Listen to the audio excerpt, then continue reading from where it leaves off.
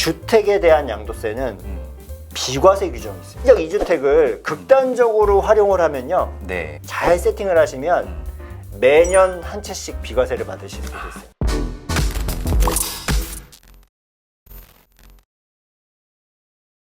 자, 이제 마지막 양도소득세가 좀 남았습니다. 이 부동산 세금의 꽃이라고 부릅니다. 우리가 사서 가격이 막 오를 때는 이제 좋아요. 네네. 하지만 팔게 되면 네. 양도소득세라는 거를 내게 되거든요. 가장 큰 세금이죠. 그렇죠. 이게 네. 부동산은 또 오래 보유하시고 장기 보유하시는 경우에 양도 차익이 또 큰 경우가 많죠. 그래서 그때 세금이 가장 보통 큰데 네. 이 양도세를 주의하셔야 되는 이유는 양도세는요, 어떻게 파느냐에 따라서 세금이 빵원이 될 수도 있고 몇 억이 될 수도 있으니까 이런 부분은 반드시 좀 알아두시고 팔기 전에 이런 걸 검토해 보시고 팔아야 되는데요. 일단 가장 간단하게 몇 가지 특징을 설명을 드리면요. 네. 양도소득은 양도 차익에 대해서 내는 세금입니다. 양도 차익. 그러니까 그쵸. 양도 차익이 없으면 안 내는 맞아요. 거죠? 내가 뭐 5억에 샀는데 지금 3억이야. 그럼 팔면 세금 없어요. 아, 네. 네. 차익이 크면 클수록 세금이 많이 나오는 안 세금이고요. 돌려주나요, 국가에서? 안 돌려줍니다. 돌려줘야 되는데. 아, 네네. 대신에 이런 건 있어요. 만약에 내가 그러니까 손실을 본 네네네. 부동산이랑 네. 이익을 본 부동산을 같은 해에 팔게 되면은 아, 둘을 이렇게 통산을 해줍니다. 아, 네네. 이익과 손실을 통산한다. 그 말은 이제 장점일 수도 있고 단점일 수도 있는데 내가 예를 들어 1억 이익 난 부동산이랑 2억 이익 난 부동산이 있어요. 네. 이거 같이 팔면 어떻게 될까요? 아, 3억으로 치는 그렇죠. 건가요? 합산되죠. 아, 네. 그리고 소득세율은 또 누진세율. 누진세율이기 때문에 세금이 확 올라갑니다. 음. 그래서 그런 경우에는 올해 한 채 팔았으면 네. 나머지 한 채는 내년으로 넘기는 게 좋겠죠. 그럼 따로따로 계산되니까 세율이 낮아지죠.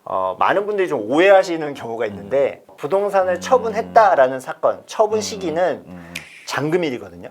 잔금일. 예, 그러니까 우리가 이 같은 해에 두 채를 안 팔기 위해서는 올해 계약은 둘 다 매도 계약을 해도 돼요. 하더라도. 한 채만 잔금을 내년 1월 1일로 해놓으면. 아, 네. 그러면은 둘이 쪼개져서 세금이 줄어들게 되는 거죠. 그리고 양도세에서 이제 가장 중요한 거, 네. 어떤 거죠? 주택에 대한 양도세는 비과세 규정이 있습니다. 1세대 1주택 비과세, 1세대 1주택. 일시적 2주택 비과세, 네. 뭐 세 채, 네 채여도 비과세 받을 수 있는 규정들이 세법에 막 다 숨어 있어요. 네. 그래서 가장 중요한 거는 1세대 1주택. 네, 1세대 1주택. 근데 여기서 말하는 가장 중요한 부분이 1세대예요.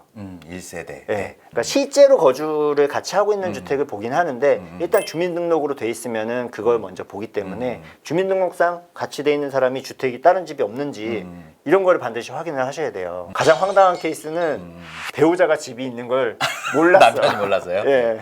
나 혼자의 1주택이라고 비과세가 되는 게 아니라는 거죠. 그래서 같이 사는 가족들 네. 주택이 몇 채가 있는지 이거를 파악을 해보셔야 됩니다. 우리가 비과세를 받기 위해서는 보유 요건과 거주 요건이 있거든요. 네. 예. 그건 뭐죠? 무조건 1주택이라고 다 비과세가 되는 게 아니고 2년 이상은 보유를 하고 파셔야 돼요. 아, 네. 예, 최소 2년 이상은 보유를 하셔야 되고 또 2년 이상 거주를 해야 되는 경우랑 거주를 하지 않아도 비과세는 되는 경우가 있어요. 네. 이 거주 요건은 취득할 때, 이 집을 살 때 조정 대상 지역이었으면은 거주 요건이 2년이 있습니다. 아, 취득할 때 기준인가요? 네. 주택을? 그러면 지금 조정 대상 지역이 많이 해제됐다고 하더라도 기존에 보유하고 있었던 네. 게 언제 샀는지에 따라서 거주 맞아요. 요건이 있겠군요. 예, 제가 오늘 방송에 나와서 네. 가장 강조드리고 싶은 게 바로 이 부분이에요. 네네. 지금 조정 대상 지역이 다 네. 풀렸거든요. 네. 용산이랑 강남 3구 빼고 지금 조정 대상 지역이 없습니다. 그러다 보니까 내가 살고 있는 집이 내가 갖고 있는 집이 조정 지역이 아니네 이제. 팔아도 되네. 그러면 나 2년 이상 보유했으니까 비과세 되겠지라고 네. 팔았는데 그 비과세가 안 되는 케이스가 발생하는 거죠. 정말 중요한 내용. 네, 그래서 비과세는 반드시 취득 시점. 취득 시점에 조정 지역이었는지 그걸 확인하셔서 조정 지역이었으면 거주 2년 요건이 있다 아니면 비과세가 안 된다라는 거를 반드시 좀 기억을 하셨으면 좋겠습니다. 네. 그 일시적 2주택 비과세도 있지 않나요? 그것도 한번 요건 한 번만 정리 한번 해주실래요? 그쵸. 네. 우리가 1주택자를 비과세 해주는 규정만 있으면 무슨 일이 발생할까요? 이사 가기가 힘들어집니다. 네. 새로운 집을 계약을 해서 사고 그 다음 기존 집을 팔고 이렇게 하거든요. 이렇게 이사를 하기 위해서 일시적으로 2주택이 되는 분들도 사실은 1주택 실수요자죠. 그래서 그렇죠. 이런 분들도 비과세를 해줘야겠다라고 만든 규정이 일시적 2주택 비과세 규정입니다.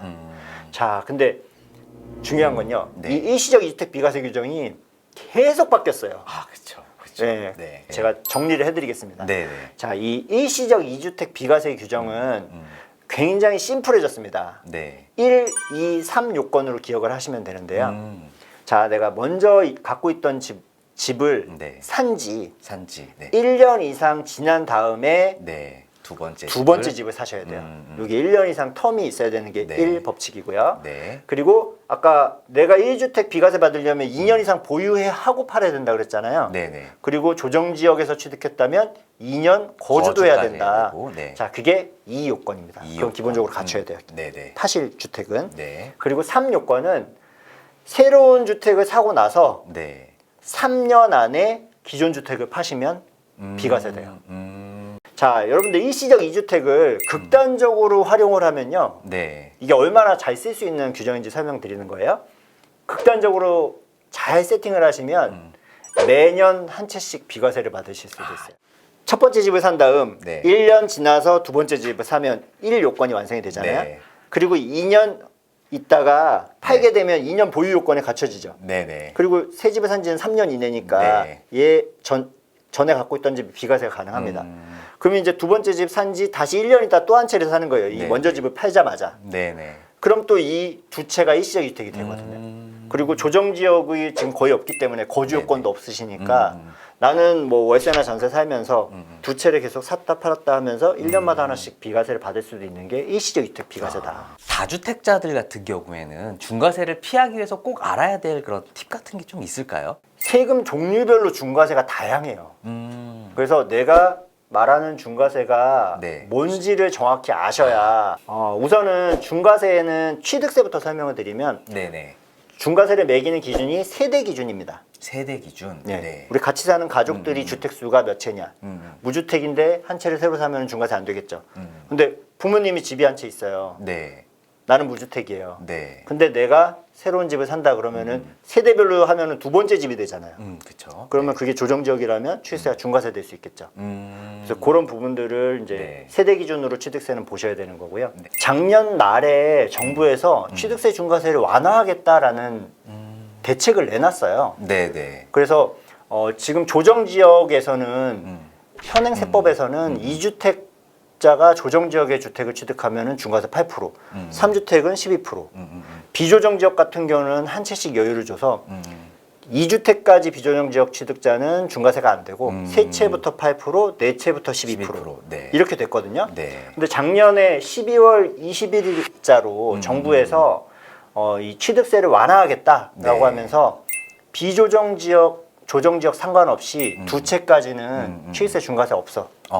네네. 그냥 그리고 3%까지. 네. 네. 그리고 뭐 세 채부터 이제 8%, 네 채부터 12% 이렇게 되는 것도 네. 반으로 깎아줄게. 8%가 아니라 4%, 4%, 6%. 12%가 아니라 6%. 이렇게 이제 발표를 했어요. 네네. 그리고 앞으로 요 세법을 바꿀 거니까 2022년 12월 21일자에 발표했잖아요. 요때부터 거래한 거는 소급 적용. 소급 적용해줄게. 아직 개정이 안 됐나 봐요. 이 개정이 안 됐어요. 네. 아직은 안 바뀌었기 때문에 우리가 안 바뀐 거를 가정해가지고 좀 계획을 세우시는 게 보수적이겠죠. 그래서 여러분들 취득세에서 좀 주의하셔야 될 부분 몇 개만 제가 찝어드리자면 네. 첫 번째로 분양권이나 네. 아니면 조합원 입주권, 입주권. 네. 아니면 주거용 오피스텔 네. 이런 거 갖고 계신 분들이 이거는 분양권은 아직 집이 없잖아요. 네네네. 지어지지도 않았잖아요. 그러다 보니까 이거 하나 있어도 난 무주택자다. 1% 3%라고 생각을 할 텐데. 그렇죠. 무주택자니까 나 새로 집 살 때 나 무조건 1%야. 이렇게 생각하실 수 있는데 그게 아닙니다. 네. 주택수로 포함한다는 거죠. 맞아요. 이게 2020년 8월 12일자에 취득세법이 개정되면서 그 전에 산 건 상관없어요. 네. 그 전에 사놨던 분양권은 지금도 주택세에 들어가지 않습니다. 취득세에서. 하지만 2020년 8월 12일 이후에 내가 분양권을 취득을 했다. 입주권을 취득을 했다. 아니면은 주거용 오피스텔인데 재산세를 주택으로 낸다. 그런 걸 취득했다면 이게 주택수를 하나를 차지하고 있는 겁니다. 네. 그래서 새로운 집을 살 때 이게 다주택으로 취득세 중과세를 당할 수 있는 거죠. 그래서 반드시 2020년 8월 12일 네. 그 기준으로 그 이후에 분양권 입주권 주거용 오피스텔 사신 분들은 내 주택수가 이미 다주택일 수도 있다. 이 부분을 고려를 하시고 네. 새로운 취득 계획을 세우시는 게 좋고요. 대신에 또 주택이 있어도 주택수에서 빼주는 주택도 있습니다. 어떤 거죠? 공시가격 1억 이하. 1억 이하. 네. 네. 이 공시가격은 아파트 같은 경우는 매년 공시를 해요.